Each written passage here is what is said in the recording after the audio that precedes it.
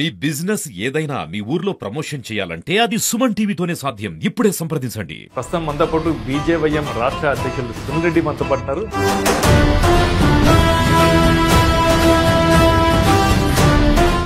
ఎన్నో ఉద్యమాలు పోరాటాలు చేసి ఈ స్థాయికి వచ్చారు. ఏంటి సీక్రెట్ ఏంటి? ఏబీవీపీలో 14 సంవత్సరాలు పనిచేసి మండల స్థాయి నుంచి జిల్లా స్థాయి వరకు, జిల్లా స్థాయి నుంచి రాష్ట్ర స్థాయి వరకు, రాష్ట్ర స్థాయి నుంచి జాతీయ కార్యవర్గ సభ్యులుగా, మండల కార్యకర్తల నుండి ఇప్పుడు రాష్ట్ర అంటే ఒకటి పని చేస్తున్నప్పుడు ఎప్పుడు కూడా మనిషికి సహజం, ఇప్పుడు స్వార్థం లేకుండా ఎవరు కూడా ఏం చేయరు కదా. Yeah exactly. ఏబీవీపీ ఉద్యమకారులు ఉన్నప్పుడు ఏబీవీపీలో విద్యార్థి సంఘాల సమస్యలు ఏం తీర్చారు? ఈ యొక్క విద్యార్థి సంఘంలో పనిచేయడం అనేది అంత ఆషామాషి విషయం కాదు. ఈరోజు టెక్నాలజీ పెరిగింది, టైం యొక్క విలువ అందరికీ తెలుసు. అంటే ఆ రోజు మీరు ఏం చేసినా గడిచిపోతుందా? ఆ రోజు పని చేయడమే చాలా పెద్ద సవాల్తో కూడుకున్నటువంటి సమయం అది. ఉద్యమాల పేరుతో డబ్బు సంపాదించలేదా? ఒకరిద్దరు ఎవరో దాన్ని బ్లాక్మెయిల్ చేయలేదా? అప్పుడు మీరు చేసే అరాచకాలు బయటపడవు, ఇప్పుడు చేస్తే బయటపడతాయి అంతేనా? అరాచకాలు అనే విషయంలో మీరు కార్పొరేట్ విద్యా సంస్థలని బ్లాక్మెయిల్ చేయలేదా?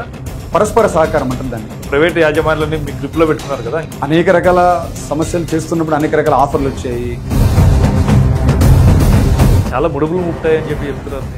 ఆర్థిక విషయాల్లో అనేక రకాలు ఉన్నాయి, మేము సంపాదించుకుంటాం. మీరు చేసిన ఉద్యమాల్లో మీకు ఏది తృప్తిగా అనిపిస్తుంది? పోలీసులు అరెస్ట్ చేసి మమ్మల్ని సబ్ జైలు తీసుకెళ్లారు. ఎలా ఉంది జైలు జీవితం? 11 రోజులు సబ్ జైల్లో ఉండడం మా తల్లిదండ్రులకు కూడా తెలియదు. మీరు రాయలసీమలో ఉన్న ప్రాజెక్టుల మీద కూడా ఎందుకు ముందుకు తీసుకురాలేదు? మేము చేసిన ఉద్యమాలు మీరు ఎప్పుడైనా ఐడెంటిఫై చేశారా? చేశారు.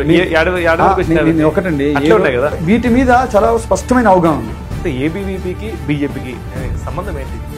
ఆర్ఎస్ఎస్ లో మేమంతా కూడా ఒక భాగ్యస్వామి. మీరు రాజకీయాలకి రావాలని ఎందుకు అనిపించింది? ఎవరు ప్రేరేపణ ఉంది?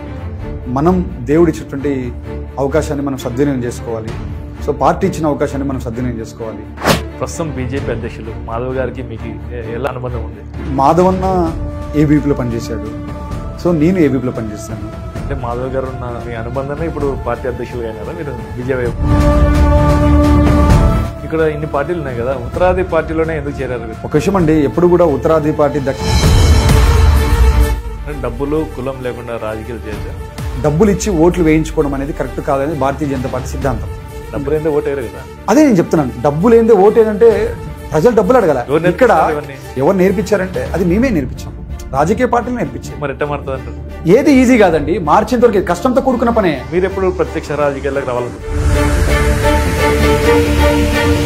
రాజకీయాల్లో 100% ప్రజాప్రతినిధి కావాలి. అసెంబ్లీకి లోక్సభకి పోలని లేదా?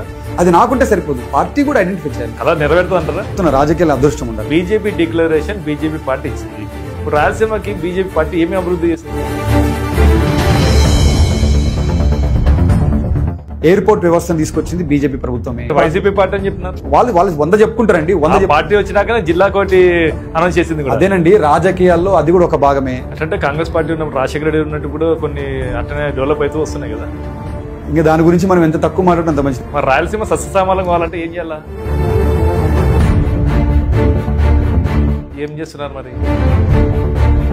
పోతిరెడ్డి పాటే పూర్తి కాలే. ఆ ప్రాజెక్టు ప్రారంభించినప్పుడు బడ్జెట్ ఎంత ఇచ్చారు? అదే ప్రాజెక్ట్ కిరణ్ గారు అదే చెప్తున్నా. స్టార్ట్ కాలే, అదే చెప్తున్నా. బడ్జెట్ అదే నేను చెప్తున్నా. నేను అక్కడికే మీరు అడిగిన క్వశ్చన్ కి నేను ఆన్సర్ చెప్తున్నా. ఒకటి Vedavati project, Gundrevula project Gundrevula project ప్రారంభించినప్పుడు మేము అధికారంలో లేము. పోలవరం కొన్నేళ్ళ కొనసాగుతున్నాయి. ఈ రోజు కేంద్ర ప్రభుత్వం రాష్ట్ర ప్రభుత్వం రెండు అనుకుంటేనే ప్రాజెక్టులు పూర్తయిపోతాయి. 2019 నుంచి 2024 వరకు మా ప్రభుత్వం లేదు ఈ రాష్ట్రంలో. పూర్తిగా ప్రాజెక్టులు పక్కన పెట్టింది వైసీపీ ప్రభుత్వం సపోర్ట్ ఉంటేనే రాయలసీమ. మీకంటే ఎక్కువ రాయలసీమ ప్రాంతం గురించి, మీకంటే ఎక్కువ రాయలసీమ ప్రాంతం గురించి కొడతానండి. మీకంటే రాయలసీమ ప్రాంతం గురించి ఎక్కువ అవగాహన, మీకంటే రాయలసీమ ప్రాంతం గురించి కేసులు పెట్టించుకున్నాను. మీకంటే రాయలసీమ కోసం ఎక్కువ ఒక్క నిమిషం. అంటే మీరు ఇక్కడ రాయలసీమ ప్రాంతం లో అభివృద్ధి చెందాలంటే మేము రాయలసీమ డిక్లరేషన్ ఇచ్చాము. 2018 ఆ టైంలో ఇచ్చాము. అదేనండి, ఇప్పుడు ఒక్క నిమిషం అండి. రాయలసీమ డిక్లరేషన్ పూర్తిగా అమలు చేయాలంటే ఈ ప్రాంత ప్రజలు మాకు ఎందుకు ఓట్లేదు? కదా. ఆదోనిలో ఒక సీటు గెలిస్తే, ధర్మవరంలో ఒక సీటు గెలిస్తే, అదే 14 అసెంబ్లీ సీట్లో బీజేపీ ఈ ప్రాంత ప్రజలు 14 సీట్లు ఓట్లేమని చెప్పండి రాబోయే ఎన్నికల్లో. మాకు ఓట్లేస్తేనే, మా బీజేపీ నాయకులు గెలిపిస్తేనే మేము చేస్తామంటున్నారు. అదే అధికారం ఉంటేనే చేయగలుగుతాం. చేసే రైట్ ఏముంది? ఈరోజు మీరేమో జిఎస్టీ ద్వారా వచ్చేటువంటి నిధులతో కావచ్చు, ఇంకో నిధులతో కావచ్చు. బీజేపీ పార్టీ రాష్ట్రంలోనే కాదు కేంద్రంలో ఉంది కాబట్టి అవుతుందండి. నేను అదే చెప్తాను. ప్రజలు నిర్ణయిస్తారు. ఏదైనా సరే ఒక ప్రాజెక్ట్ ప్రారంభించిన తర్వాత 5 ఏళ్ళు అనుకున్నది 10 ఏళ్ళు అవుతుంది, 10 ఏళ్ళు అనుకుంది 20 ఏళ్ళు అవుతుంది, 20 ఏళ్ళు 30 ఏళ్ళు అవుతుంది. కానీ మీరు రాయలసీమ కోసం ఇంత పోరాడడం అని చెప్పారు. రాయలసీమ ఇంకా వెనకబడే ఉంది కదా. రాయలసీమ వెనకబడి ఉందని నేను అభివృద్ధి చెందినని పూర్తిగా నేను కూడా చెప్పట్లేదండి. ఇప్పుడు మీరు బీజేపీ యువమోర్చా అధ్యక్షులుగా ఉన్నారు, ఇప్పుడు మీరు కూటమిలో ఉన్నారు, ప్రభుత్వాన్ని ప్రశ్నిస్తారా లేదా? ప్రజా సమస్యలు కావచ్చు, నిరుద్యోగ సమస్యలు కావచ్చు, ప్రాంత సమస్యలు కావచ్చు,